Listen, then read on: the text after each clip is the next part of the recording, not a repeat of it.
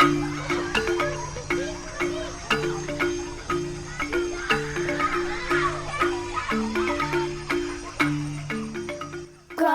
Up Weird. Hi, you're listening to Growing Up Weird with Gwen Bradbury and me, Greg Dickens. So, Gwen, what's wrong with growing up weird this week? This week we're talking about sunlight, why it's very important, why it can be damaging, why our relationship with it is a little dysfunctional in weird cultures, and what healthy sun exposure looks like. But Greg, let's start by talking about the news. What have you been reading this week? I have been reading all sorts of things, and one thing that I've really been enjoying is a paper that came out of Yale and was published in Nature on the 5th.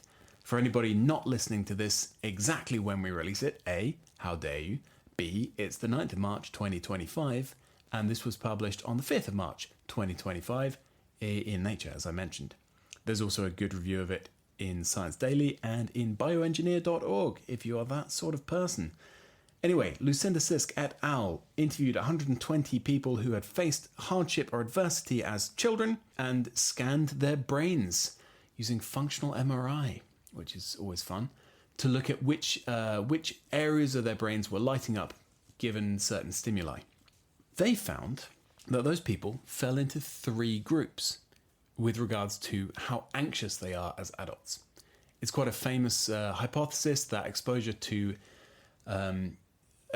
hardship when you're a young child can make you more likely to be anxious as an adult. That is a well understood thing in the Western world. What they said in this paper is something that you've mentioned before, Gwen. I've heard you talk about that. Exposure to hardship can also drive you to be more resilient and less likely to be anxious as an adult.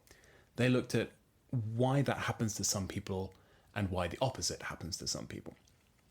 Anyway, they scanned these 120 folks and looked at their brains, and they found that they fell roughly into three groups. There were the people who had experienced their hardship very, very early. So you're talking between 0 and 4 years-ish. And those people did exactly what you'd expect. They had this short, sharp, horrible shock of horrible things going on when they were very small, and it drove them into a state where the areas of their brain that are about understanding threat lit up really easily if you expose them to a noxious stimulus. They became very anxious very fast. And then there were the people who had experienced their hardship much later, so late adolescence, early adulthood. They also became anxious as adults or experienced anxiety as adults consciously, but the area of their brain that was to do with threat didn't really light up. What was interesting is the area of their brain that was to do with safety also didn't really light up. It's similar to a kind of learned helplessness where they just didn't really know how to deal, so they just didn't react at all, which I find quite interesting, and I hypothesize around why that happens, but I'm not going to. It's going to be evidence-based. Also, I want to talk to you about the middle group. This is the group of people who experience their hardship between the years of about 6 years old and about 12 years old, a time period they're calling middle childhood. And for them, it looks like when you expose them to their scary stimulus or whatever, the area of the brain that understands threat and safety both light up, and then the safety one turns on and stays on. It looks like they had better training in understanding what danger is, and therefore what the opposite of danger or safety actually is. So they experienced their hardship at a time when they could learn from it, and they took that forward. And these people had a 40% lower risk of experiencing anxiety throughout adulthood, which is massive. It's a massive difference, isn't it? Right?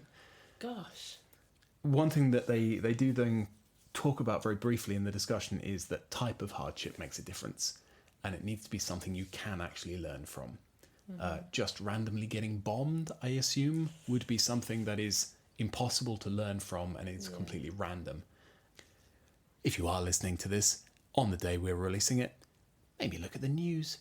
Anyway, the really interesting paper, and helps to pull apart this Western understanding we have that any exposure to hardship in childhood is likely to push you into anxiety, and this long-held belief we've all had, given to us by our grandparents, that tough childhood helps you turn into a real resilient adult. Those two things can both be true. This paper's looking at how they can both be true. Gwen, what have you been reading this week? Okay, so I've been looking at a paper published in the Journal of Ophthalmology by Abnel Hart and colleagues, and this was a really big review paper, so a paper that's looking at lots and lots of different primary studies on groups of people, comparing two groups who have different exposures. And the focus of this review paper was looking at the effects of any sort of screen time in relation to any sort of effects on short-sightedness and vision in children. And so screen time, they included smartphones, tablets, games consoles, computers or television. And they brought together so many studies that in total they were looking at the results from about 300,000 children, so a third of a million. So we're talking really big numbers here. That blows my 120 out of the water. I thought I was doing well. It was 14 last week. I'd stepped up my game. But yeah, no, here we are talking really big numbers. And what the researchers found that on average, for every 1 hour more that children spend on screens per day, their risk of short-sightedness goes up by around 21%. Although this is very much a media representation. If you've seen the study in the media, these are the headlines, because this is what's attention grabbing. But actually, what the researchers found was a bit more nuanced than that. When we look at how organisms respond to an unpleasant stimulus, usually we see that very, very low rates are managed somehow, and then suddenly you get a really big increase where every small amount extra of the thing you're exposing to causes a really big change. And so in this study they found exactly the same. So they found that if children were having less than 1 hour per day of exposure, then actually the risk of short-sightedness was not very high at all. But between 1 hour per day and 4 hours per day, the risk enormously increased with every single hour. Over about 4 hours per day, the risk no longer continued to increase, because by that point the eye has, it's about as much damage as you can get from the screens. So what they suggested was that, potentially keeping children to less than an hour a day of screen exposure was good for their eyesight. Now, when we look at this study, there are various things that we should take into account, because obviously screen time is a really easy thing to measure, and it's so topical at the moment. We're all wondering what the effects are on the generation of children who are growing up with such high levels of exposure to screens. But actually, screen time can be a proxy for other things. Typically, you don't use electronic devices outside, for example. So those children who are spending more and more time on screens are also likely to be those children who are spending less and less time outside. And because this is a review paper where they're looking at lots and lots of different papers, some of the studies corrected for, so they accounted for those differences in, for example, time outside, time moving, socioeconomic status, etc., but some of them didn't. And so, yes, there's an enormous variability in the studies. And the other reason that the researchers say that their evidence is what they would call low quality, there's still huge variability in the studies, and that's because there are loads of different things that contribute to myopia. So it's not only time indoors, but also when that time is, what that time indoors is doing, and then along with other factors such as dietary quality affect how your eyes grow. However, what we can take, I think, from this study is that there's been huge amounts of interest looking at short-sightedness in relation to screens, and virtually everything that's studying it finds that there is an association for various reasons, of which short-sightedness is just one. It probably makes sense to try and keep children's screen time on the low end of what's possible for various reasons, but specifically for this paper around short-sightedness. Hang on a second. This is Growing Up Weird with Gwen Bradbury, which is all about how childhood links to adulthood, but if I have understood you correctly, this paper is all about how childhood links to childhood. How does this bleed into your adult life? Great question. So the problem is that an eye that is short-sighted is an eye that is the wrong shape. And that is where the long-term problem comes in. Because if you have an eye that is the wrong shape, the structures that are within the eye are in the wrong relationship to each other, or they're on part of the eye that is the wrong shape, not the shape that the structure has evolved for.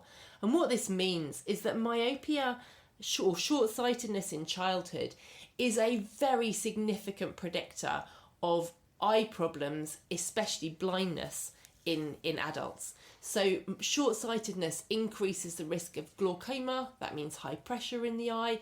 It increases the risk of cataracts. It increases the risk of retinal detachment. So what looks like an annoying problem in childhood where your kid's wearing glasses, I know you escaped it, Greg, but I certainly did not. I have no idea how I escaped it, because I was like chucking risk factors in my face. I know. So lucky. I'm the worst. Sorry. No, I'm incredibly short-sighted. But that was annoying in childhood, especially when I was doing sports. But now, as I am going through my life, I'm very conscious about how much I have to look after my eyes and how much higher my risk of blindness is. There you go. Links between childhood rugby ball shaped eyes and adulthood white sticks. Scary. All right. You said earlier that we are talking about the sun and our relationship therewith. Now, for anybody listening, I got a preprint edition of Gwen's recent article, Throwing Shade, which is brilliant. If you haven't read it, read it. It's all about how we react to the sun, how the sun... No, I nearly said how the sun reacts to us. It doesn't. It doesn't know we're here at all. Anyway, and how our weird culture changes that interaction with the sun. As I said, unidirectional interaction.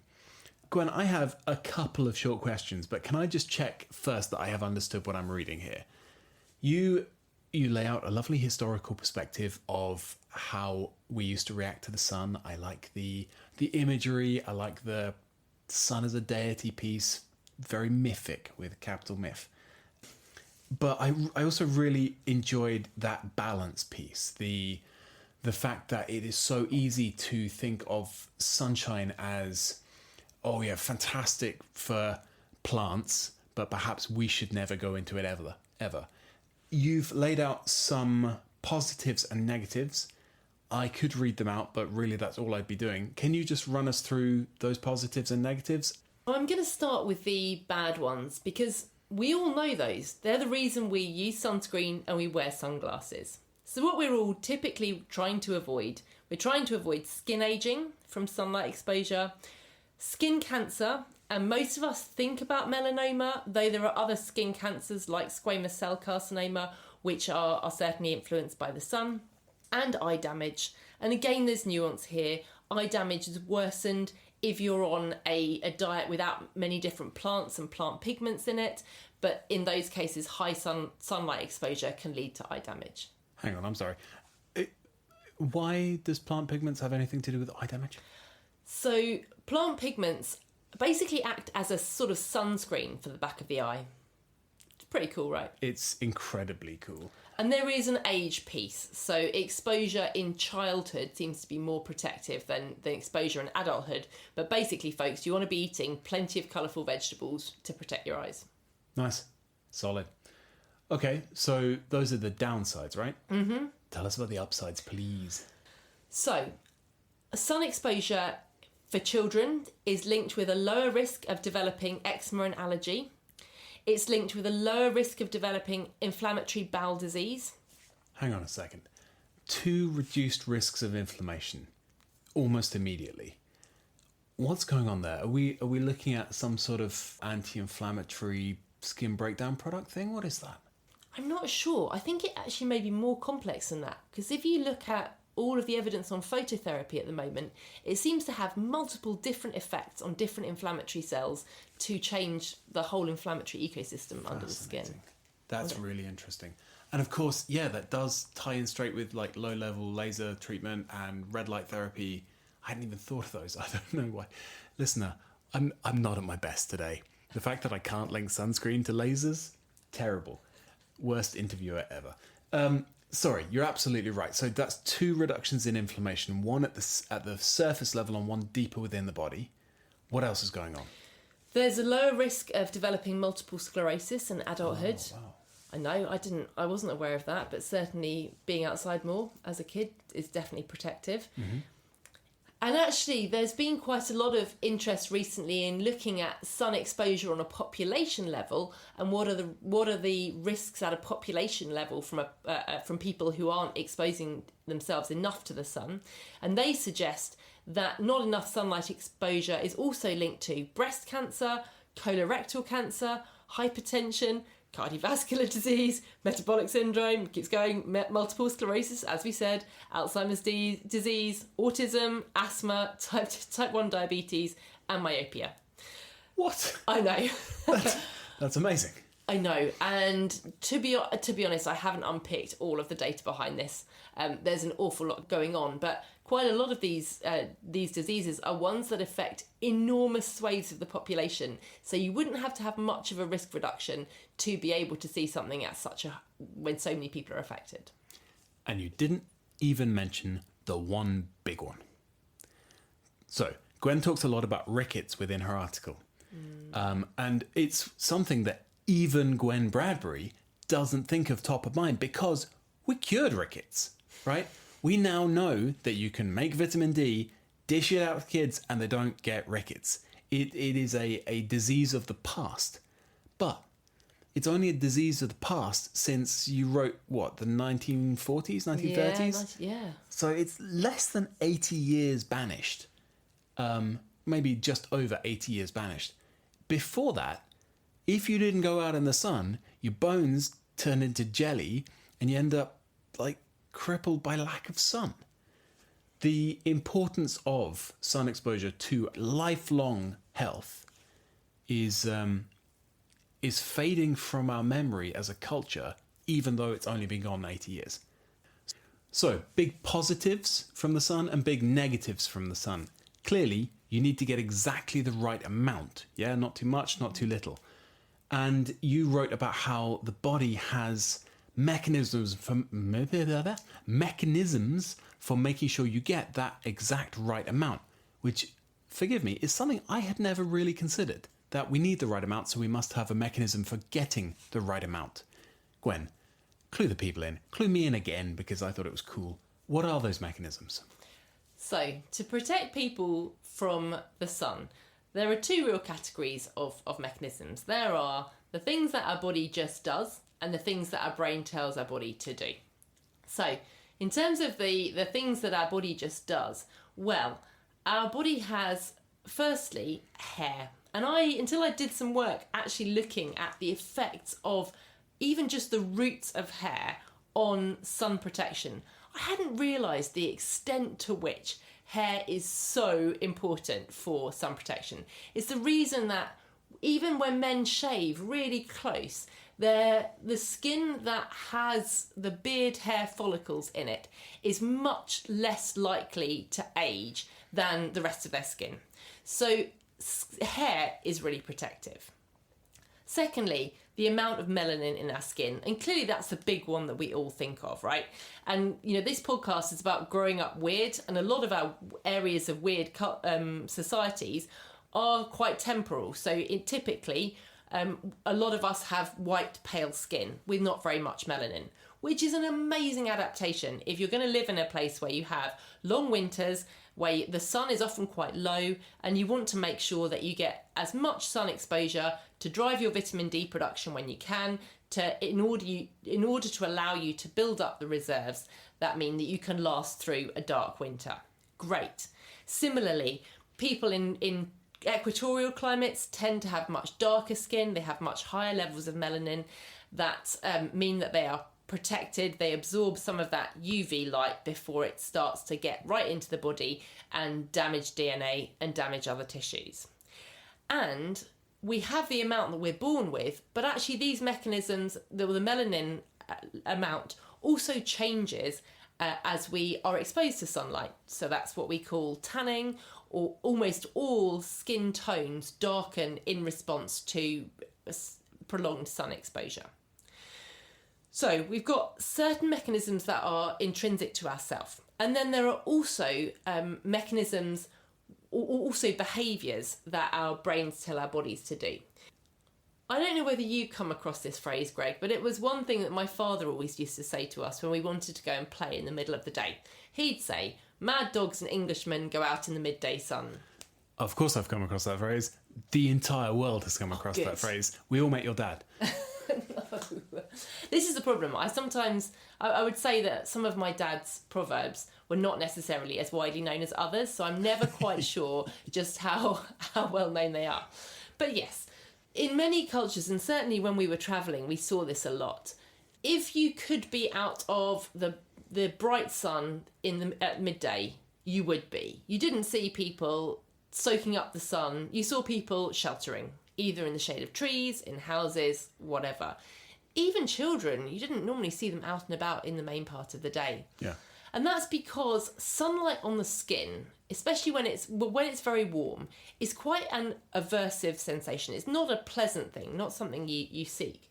In fact, even cattle, Greg, I don't know whether you know this, but cows will, even if their skin is wetted and so they're not too hot, they still try very hard to get out of midday sun exposure, which is why shade's so important for cows. Do you know that? I did not know that. Please tell me they set up like a lever for the cow to press 9 times to signal intent like they would for a mouse. No, unfortunately they didn't. But I do like the idea of them hosing all these cows down and the cows still being like, "Where's the shade? Damn it." I mean, it's a lovely image. I would love that job. Cow hoser. I think I could be happy as a cow hoser. Yeah, fundamentally, many mammals dislike the feeling of intense sun on the skin, and it is a cue that typically drives mammals to go and seek shade. But Greg, what do we do in weird cultures? Why aren't we all just spending the middle of the day in the shade? I mean, because it would show that you were a wuss. No, I'm kidding. If you are going to pay hundreds of pounds to go on holiday to Mallorca, then you're going to bloom and get your tan, aren't you? You're going to go back nice and bronzed to show off that you're richer than your mates. This is something that, I always would have said about people who go to Mallorca, but especially since reading your article, that it is such a fashionable thing to show wealth, to show affluence. And we used to do that way back when by showing that we could afford to stay out of the sun and not be toiling in the fields. But now we do it by showing that we can afford to go and find some sun. And people who are not culturally ready for that blazing midday sun don't have those behaviours that say, you're going to live longer if you don't go in the sun at midday. So, yeah, the whole lying in the sun while it's directly above you thing is a very weird behavioural quirk. I also think about the environments we live in as well, Greg. I'm sure this has come to your mind as well. But certainly when we saw people... She thinks a lot of me. When we saw people elsewhere keeping out of the sun, very often under the shade of a tree, or they weren't normally hiding in houses. It was often in shelters where you were mostly outside. But I mean, we have those. I guess we have kind of the parasols in pubs, but we don't really have trees, do we? I saw a tree. Oh, hang on. I've seen... I can't remember what it was, but I have seen a tree. Yeah. There are loads of external places that are shaded in non-UK environments. Yeah. The UK is tree denuded. We've chopped down so much of our wild, scrappy areas, especially since the Second World War. We have fields and we have cities, and that's kind of it.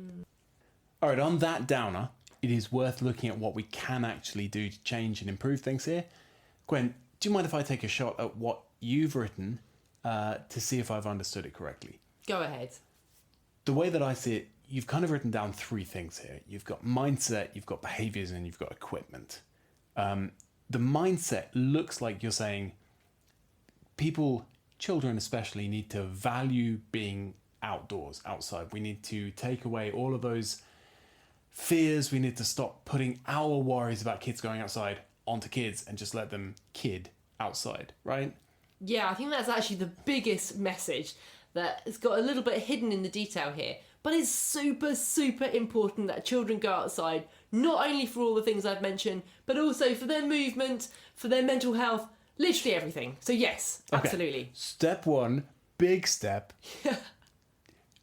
Enjoy being outside. Mindset, outcome number one. There's also then the flip side of we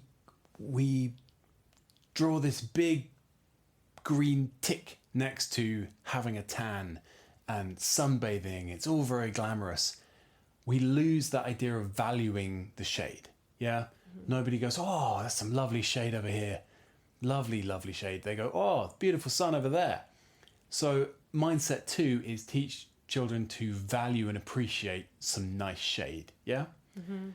And then if you've got those two things, if you've got going outside is great and you've got being in the shade when you want to is great, you've kind of got the freedom, you've got the mindset toolkit to deal with whatever's thrown at you. That then gives you room to do the behaviours.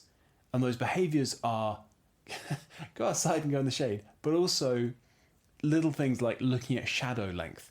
You mentioned it in your article. I thought it was really cool. Use yourself as a sundial, and if your shadow is longer than you are, that means that the sunlight reaching you hasn't actually gone through that many kilometers of atmosphere, right? Because the steeper it's coming in, the less atmosphere it's going through, the less UV is being taken out of it, and the more can crash into you. Also, that thing about photons taking 50,000 years to get out of the sun, is that true? Yes, super cool, isn't it? That's outrageous.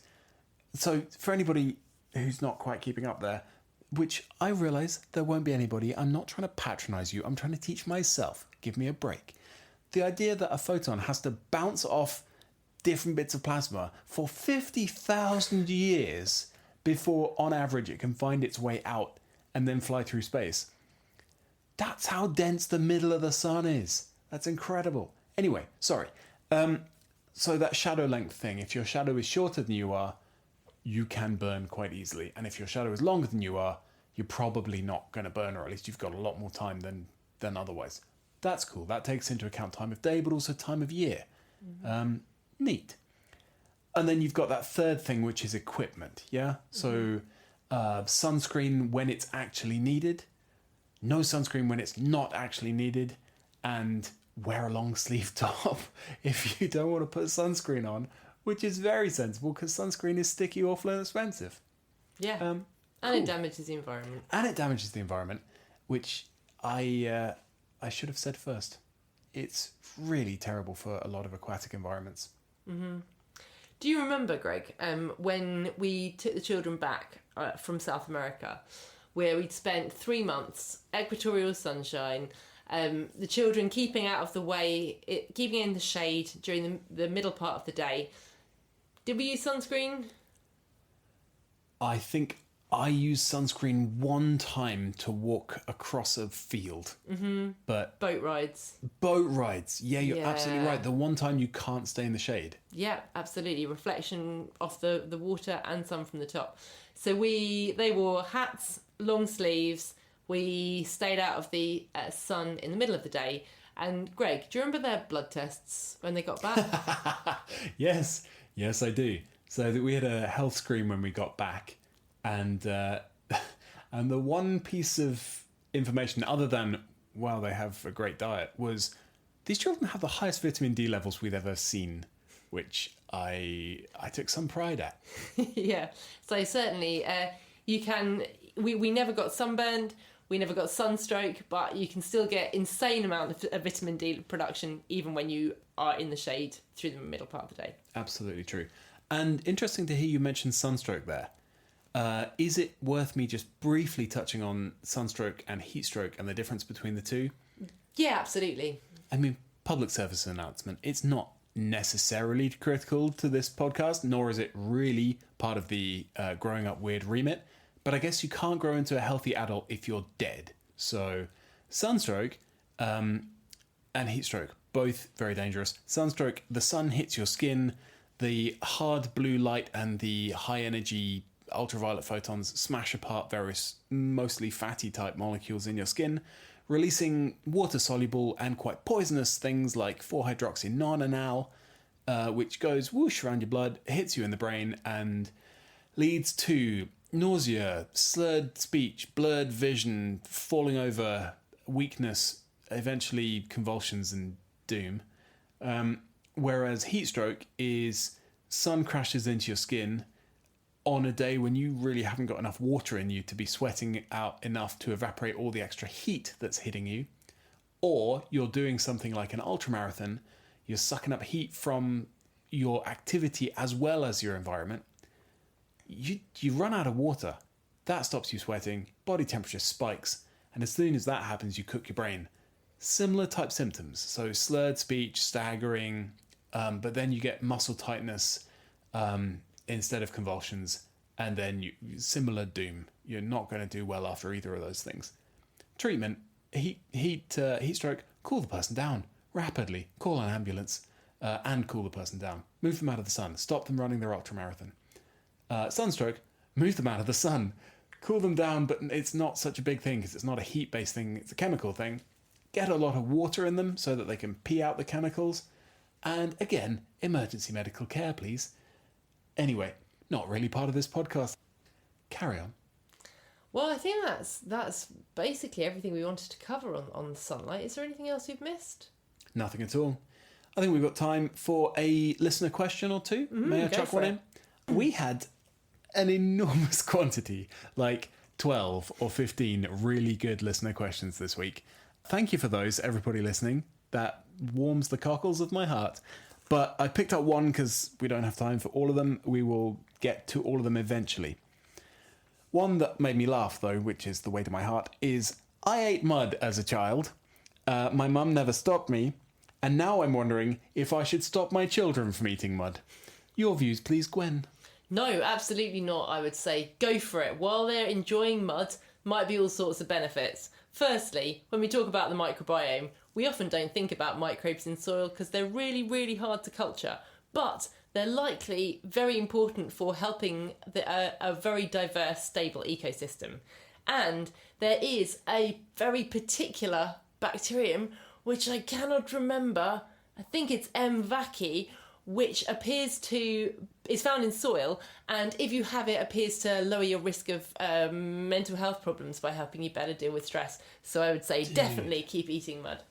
That's outrageous. I mean, maybe not like as an adult, but like while you're young enough not to care, why not? And as an adult, maybe muddy vegetables sometimes. Yeah, and I mean, you can get away with Geophagia pica if you're pregnant. So absolutely. That's culturally allowed. Fascinating. The litigious half of me says probably don't do it if you are on the banks of a river, downstream of a tannery, or a butcher's. Yeah. Or if it's soiled by carnivore poo. Yeah, you don't want carnivore poo in you. No. Any bacteria that if you have an animal where it's all of its bacteria are really good at eating meat, chances are they'll be pretty good at eating you too. Exactly. And this is what I was thinking as soon as I said you don't want carnivore poo in you. You don't want carnivore poo in you even if it's yours, right? Yeah. Being a carnivore puts carnivore poo inside you, which then means that your microbiome starts learning how to eat meat. And listener, do you know what you are made of? Meat. Teaching your bacteria to eat flesh is a freaking terrible plan. It raises your your body has to work so much harder to not get eaten by your microbes if your microbes know how to eat meat. And it works so much harder by raising your inflammatory profile, not just immediately around your gut, but kind of everywhere. Yeah, I don't have ultimate vegetarianism in me yet. I'll get there, Gwen. I will get there. I'm not judging. No, but I will. I'm trying. Anyway, what the major thing that spurs me on to being more vegetarian is thinking the closer my diet is to what I'm made of, the better lesson I'm giving my bacteria, and I don't want them getting clever. I really don't. Yeah, I mean, it's true. If we're looking for microbial diversity, then very occasionally eating different things, meat or something else, probably a good thing for diversity, but you don't want them trained on it, do you? You really don't. Anyway, let's close it there. Thank you so much for listening. You have been listening to Growing Up Weird with Gwen Bradbury, who has been grilled and interviewed by me, Greg Dickens. There will be a new article every week. There will be a new podcast every week. And please keep submitting questions because it was brilliant. You can throw them at us on Facebook, on Gwen's Substack, or carrier pigeon or smoke signals. Those are the only options. See you later. Bye.